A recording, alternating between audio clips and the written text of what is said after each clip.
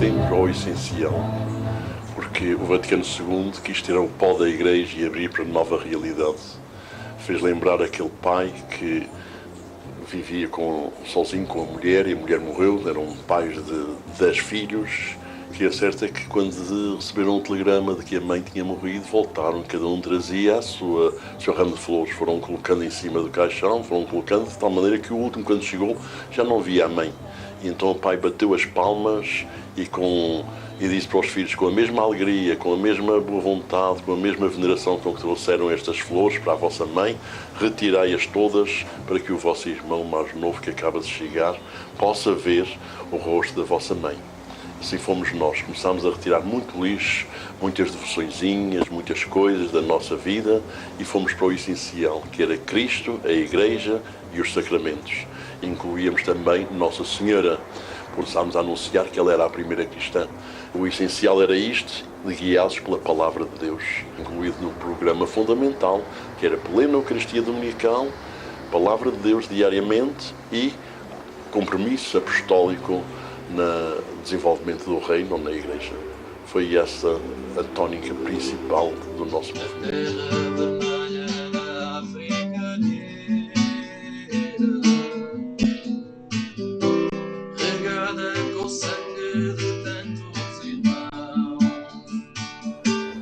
Não podemos esquecer que vivíamos num tempo de ditadura em que não havia liberdade e era tudo muito rigoroso. Então os jovens começaram logo por se preocupar com a liberdade, estudar a liberdade, viver a liberdade com responsabilidade, é claro, e começou-se a ver até a própria criação em que o homem foi feito livre.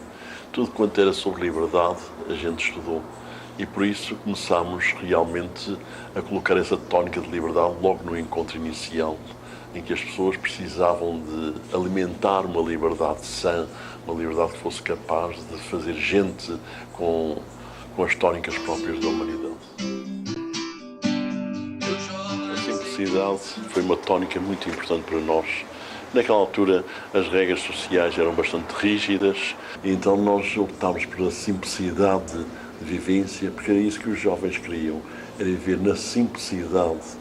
Portanto, e é isso uma tónica que passou a todas as coisas, até à própria liturgia. Isto não podemos esquecer que estávamos no pós-Vaticano II, em que tudo ia para a simplicidade, os bordados desapareciam, as rendas desapareciam, e, portanto, entramos no artesanal, dava-se valor ao que era artesanal, ao rural, e então os jovens agarraram-se muito a essa palavra de simplicidade e começámos a pôr tudo isso em prática. De tal maneira que na nossa casa a gente passou a fazer os nossos móveis, coisas muito simples, e a simplicidade entrou na nossa vida de tal maneira que nós começámos a pôr em prática na maneira de trabalhar, na maneira de vestir, na maneira de ornamentar a casa.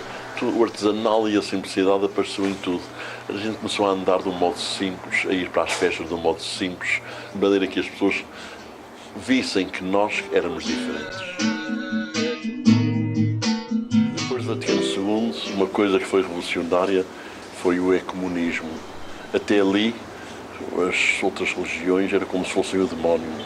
E agora aparece uma nova tónica, que é a tónica de nossos irmãos separados, aparece esta ideia, e então a vontade de fazer a Igreja Única de Cristo, a vontade de viver em comum, conhecer os irmãos separados. Nós fomos os primeiros a convidar um pastor protestante a vir fazer palestras para nós, para que a gente quebrasse barreiras e começássemos a viver uma época diferente, a época pós-Vaticano II. Ora, uma coisa também que vincou muito foi a verdade e a autenticidade. A gente vivia numa sociedade de mentira. Os jovens estavam muito agarrados à verdade, à autenticidade. E, portanto, a verdade começou a insistir dentro do próprio movimento. E de que maneira? Porque o que era verdade era autêntico. E a autenticidade de todas as coisas era muito importante para nós naquela época. É preciso ver que estávamos a sair de uma civilização completamente diferente, que era anterior ao Vaticano II. Uma sociedade em que havia a hipocrisia no relacionamento humano, os jovens começaram a valorizar precisamente a amizade e a confiança mútua. E aí começou a nascer amizades sinceras que ainda hoje persistem e uma confiança mútua e de ajuda mútua também. essa amizade é uma coisa característica, precisamente no nosso movimento, em que as pessoas criam elos de ligação entre si, de amizade, que perduram para a vida. Os jovens muitas vezes pensavam que ir para a igreja era ir para uma coisa triste, beata, piegas. E então a tónica de festa e de alegria começou a aparecer. E quando as pessoas começaram a ver que afinal ser cristão não era preciso ser triste, mas que podia ser alegre, que a nossa religião era uma religião de alegria, mudou muita coisa. E esta tónica de festa entrou, e de que maneira? Portanto, de tal maneira que os jovens nunca perderam esta tónica. Na época de ditaduras em todo o mundo, praticamente, e nós, além da ditadura, tínhamos a guerra colonial. Então os jovens ansiavam por uma paz, porque sabiam, sobretudo os rapazes, sabiam que eram carne para canhão.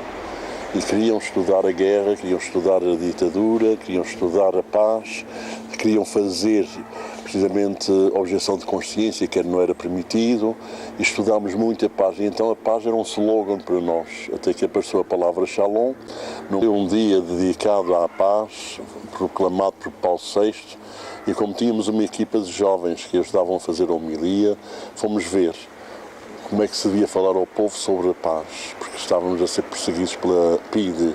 Então, depois de estudar vários livros homiléticos e bíblicos, chegámos à conclusão que se chamava Shalom. E os jovens disseram, olha, é falar sobre o Shalom, dizer o que é o Shalom para esta gente, e escreveram um cartaz muito grande, dizendo isto: se queres a paz, luta pela justiça, que era uma frase de Paulo VI. E assim se falou, fez a homilia sobre a paz, de tal maneira que isso entrou depois dentro do arquétipo geral do movimento, do encontro inicial, e todos começaram a saudar com a palavra Shalom e a viver esse ideal de paz, de procurar realmente paz interior consigo, com os outros, com Deus. Que os jovens diziam muito é que não sabiam rezar, que não iam para a igreja porque não sabiam rezar, e estavam habituados a ouvir aquelas orações piegas, orações complicadas, de palavras difíceis. E a gente começou logo a explicar que a oração era rezar a própria vida, a oração encarnada na vida.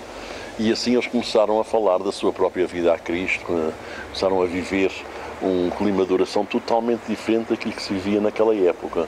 E por isso entrou essa tónica de oração encarnada na vida.